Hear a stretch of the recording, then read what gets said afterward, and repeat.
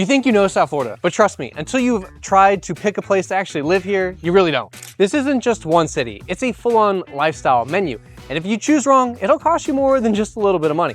Brickell feels like Manhattan with palm trees. Fort Lauderdale moves to a completely different rhythm. Then you have Boca. Yeah, that's its own universe. The question isn't which city is best, it's which one fits you. And the truth is, most people get that answer completely wrong.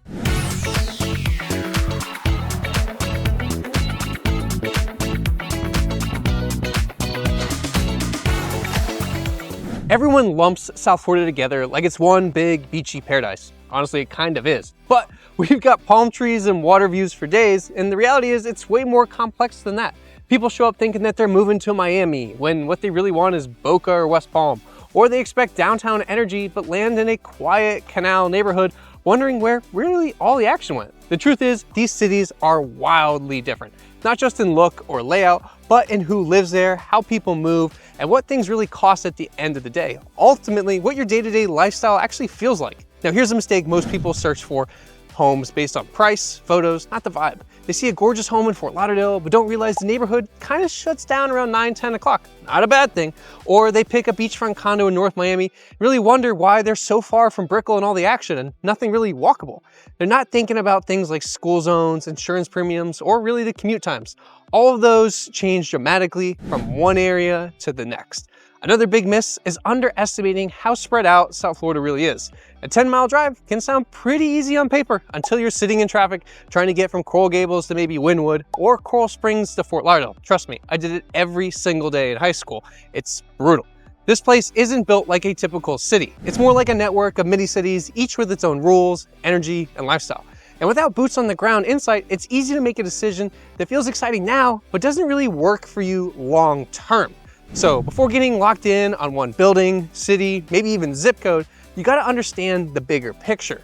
Once you zoom out and see the full map, that's when the right spots really start to reveal themselves. If you're already starting to feel the difference and want some help really figuring out where you fit, reach out to our team. I'm Joe Vero, and we work with people every single day just like you who are relocating to South Florida, trying to understand these lifestyle trade-offs, the areas, or people who already live here but landed in the wrong area and really are looking for a better fit. Now, whether you're moving across the country or just across the county, we help you find the place that really feels like home at the end of the day. Now, once you understand how different these cities are, the next factor is something that really throws people off way more than you think, and it's kind of subtle, but it has everything to do with one specific highway. Now, 95 might seem like just a highway, but it really splits South Florida into two completely different lifestyles. East of 95, it's all about access. You have beaches, nightlife, walkability, condos, and waterfront living. It's more vibrant, more dense, and typically a little bit more expensive. You're close to the action, but space is also limited and insurance costs can spike. Then west of 95 feels a little bit more suburban. You'll get bigger homes, quieter streets, and a little bit more for your money. It's where families tend to settle, and some people actually trade beach proximity for the space. But for many buyers, that trade makes sense. Honestly, personally, like I grew up out west in Coral Springs. My parents decide that they wanted a little bit more space. Still only 20 to 30 minutes to the beach. They keep their boat here in Pompano so they can still go and enjoy everything. And honestly, they're out east where we live in Fort Lauderdale and Pompano pretty much all the time. And the shift is instant. One side has rooftop bars, the other one has playgrounds and community parks. It's not about which one is better or worse. It's about which one fits your everyday life. Now let's get into the one city everyone asks about first, and that's Miami. But it's not just Miami. It's several different neighborhoods within Miami that really all feel like completely different world. Now, Miami isn't just one thing. It's a collection of neighborhoods that each run their own rhythm, attract completely different people, and offer their own version of the good life. And if you don't know what each one feels like, it's really easy to end up in the wrong spot. So let's take a look. So for example, you have Brickell. It's a financial core. High rises, rooftop bars, packed gyms, fast-moving professionals. If you like the New York lifestyle, but want palm trees, sunshine, and a pool, this is your area.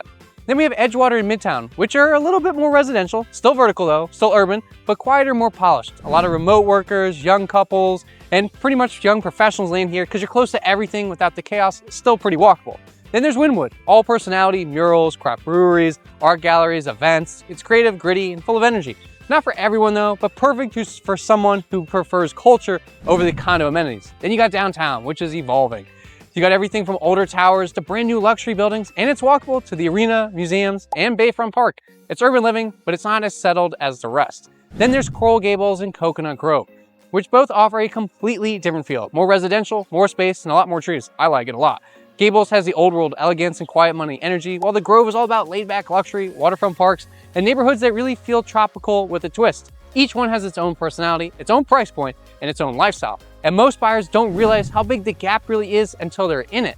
Now, if Miami feels a little bit too vertical, too fast, or too intense, that's where Fort Lauderdale comes in.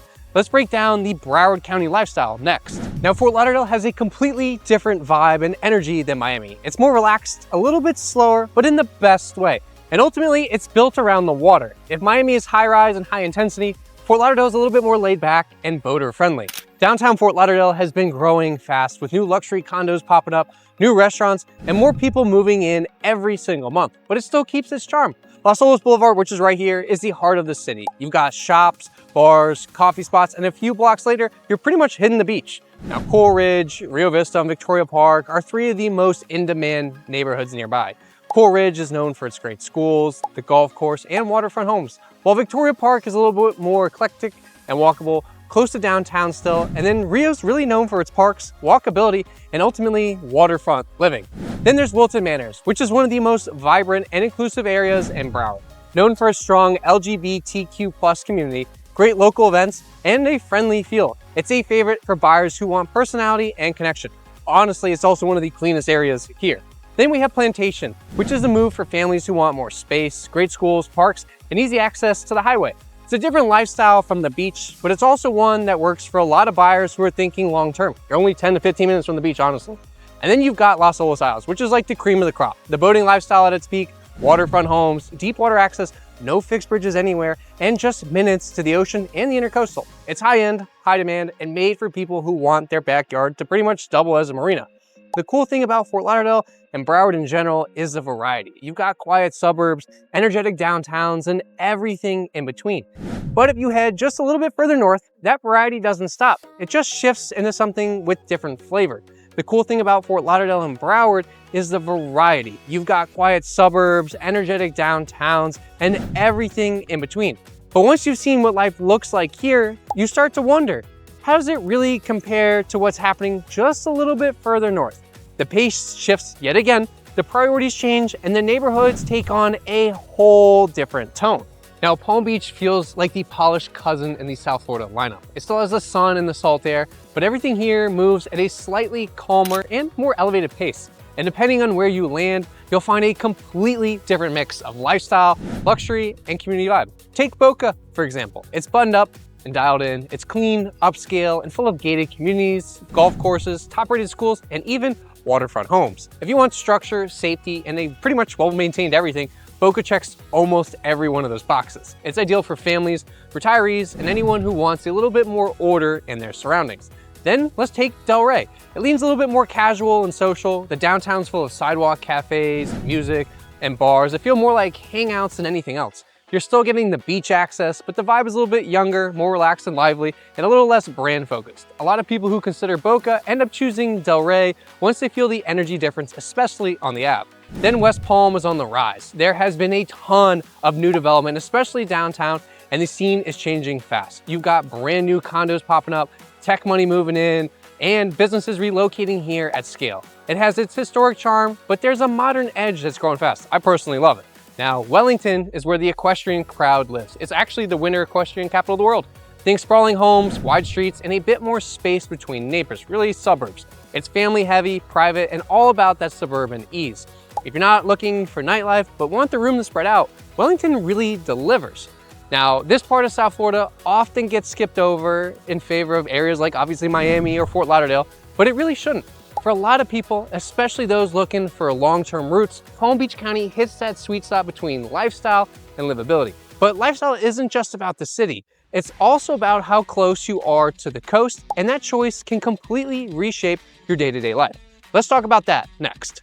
Now, this is one of the biggest trade-offs people face when moving to South Florida. Do you want the beach pretty much at your doorstep, or do you want a little bit more house, maybe some more yard, and a little bit more breathing room? Living in a beach town means you're in the action, pretty much. You can pretty much walk to everything, walk to the water, grab a drink with friends, and hear the ocean when you crack a window. I mean, just check that out. Places like Lauderdale by the Sea, Delray Beach, even Deerfield Beach, and Miami Beach give you that instant access, but you're usually paying more for just a little bit less. Smaller lots, older homes, and pretty much higher insurance are part of the deal. Now move inland to places like that of Parkland, Coral Springs, maybe even Pembroke Pines, and the shift is obvious. Bigger homes, quieter streets, lower insurance, more suburban. You lose the walkability and the beach vibe, but you gain space, value, and often better school zones. It's not better or worse, it's about what fits your routine and your priorities. I mean, I grew up in Coral Springs, and for some people, the right answer might even be somewhere in the middle. Short drive to the water, but still far enough inland to get everything else on your list, maybe 10-15 minutes. You can go either direction. But up next, let's talk about what kind of person actually thrives in each one of these areas, because a neighborhood that looks perfect on paper might not be the one that fits your actual lifestyle. Now this is where things start to click for people, because it's not just about the location, it's truly about the lifestyle. You have to match where you want to live with how you actually live. Young professionals working remote who thrive on connection and convenience tend to gravitate to places like that of Edgewater, Midtown, Fort Lauderdale, or maybe even downtown West Palm. These neighborhoods offer energy, access to everything, and a rhythm that really fits without feeling overwhelmed. Families with kids and a structured daily routine are usually looking for a little bit more space, great schools, and a community type feel. Places like that of Coral Springs, Boca, and Wellington are really designed around that lifestyle, offering parks, strong school zones, and homes that give you room to grow. If you're considering buying a home in an area where peace, privacy, and space matter more than the nightlife, neighborhoods like that of maybe Plantation or Parkland make a lot of sense, also on the family side of things as well. These are places where things slow down, neighbors know each other, and the vibe is a little bit more relaxed than places like that of Miami Beach. Those thinking about retirement or wanting a low maintenance lifestyle often lean into gated communities in Boca, modern condos in Fort Lauderdale, or high-rise towers in Sunny Isles. Those views are ridiculous. It's the ease of daily life paired with resort-style comfort that really draws them in. And then there's the group that just moved here, gave a place a try, realized it's not quite the right fit, and that really happens a lot more than people think. Sometimes you have to live here first to know what you really want at the end of the day. And when you do, finding a better fit becomes a whole lot easier. The key is getting honest about how you live day to day. Not the highlight reel version you see on Instagram and TikTok, but the one where your routines, habits, and priorities actually line up with the neighborhood around you. Once that's clear, the right places tend to stand out on their own. You really don't have to look for them. Of course, lifestyle isn't the only factor. The numbers really matter too. And there are a few realities about costs and insurance in South Florida that catch a lot of people off guard. Now, this is the one part people don't really love to talk about, but it matters just as much as the lifestyle.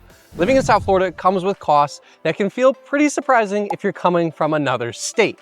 First, let's talk about the home prices. Yes, you can still find some deals depending on how far inland you go or how much space you're willing to give up. But the truth is, South Florida really isn't cheap. Beachfront comes with a premium, and so do new construction, high demand school zones, and anything pretty much in a walkable area anywhere in South Florida. Then there is the insurance. This is where most people get really caught off guard. If you're buying an older home or anything near the coast, expect your insurance bill to be a little bit higher. We're talking thousands per year, especially if the roof or the plumbing hasn't been updated, even the windows. In some cases, it can kind of feel like you're paying a second mortgage just in insurance alone. Like, it's not uncommon for it to be about $12,000 a year. Flood zones are another factor. Depending on the elevation and location of your home, you might need separate flood insurance on top of your standard policy, and this could add a few hundred, maybe $1,000 a year. And it's not always obvious from the listing or honestly the FEMA map, let's be real. Then HOA fees can also stack up pretty quickly. Some buildings or communities include a ton of amenities and maintenance, while others barely really cover the basics, but insurance usually is included. It's important to know what you're getting into and what it actually costs before you fall in love with the property. And last but not least, taxes. Florida does have no state income tax, which is really nice and a big win for many, but property taxes are still real. And depending on your home value and exemptions, they can make a noticeable difference in your monthly payment. This isn't meant to scare anyone off. It's about helping you plan smart. I want you to be aware of these things. Once you know what to expect, you can really make a decision to protect not only your budget, but also keep your long-term lifestyle in check. Now that you've seen how lifestyle and cost intersect, let's bring it all together and recap and a few tips on what to do if you're still unsure about where to land here in South Florida. South Florida is full of options, and that's exactly what makes it both exciting and kind of overwhelming. Each city, each pocket, and even each block has its own personality. There isn't one best place to live. There's only the place that really feels right for you and your lifestyle, your priorities, and your day-to-day rhythm. Some people fall in love with beach towns like that of Miami Beach, where you can bike to brunch, walk to watch the sunset, and pretty much just catch everything from your balcony. Others are looking for peace, space, and a neighborhood where their kids can ride scooters until the street lights come on. Yes, that's still a thing. And some people want the balance. Enough city to stay connected, but enough space to also be able to breathe. The truth is, most people don't figure this out on their own. That's where we come in.